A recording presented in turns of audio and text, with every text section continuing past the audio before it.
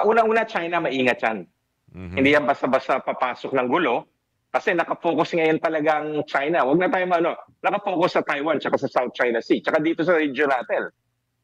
And of course, talagang pinapakita ng China na nakafocus ang Amerika sa Middle East ngayon, no? Mhm. Samantala, pinapart niya sa Philippine Sea yung dalawang carrier battle groups niya na binabantayan ngayon ng Taiwan at Japan.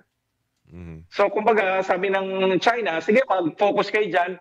Anyway, may mga issues ako dito sa Indo-Pacific. South China Sea, Taiwan, tapos meron kami mga bansa na gusto namin talagang isindakil. Unang-una niya dyan ang Pilipinas and of course Japan. Ang Russia naman, preoccupied ng Russia talaga sa Ukraine eh. Mhm. So I don't think makikialam ang Russia and of course China.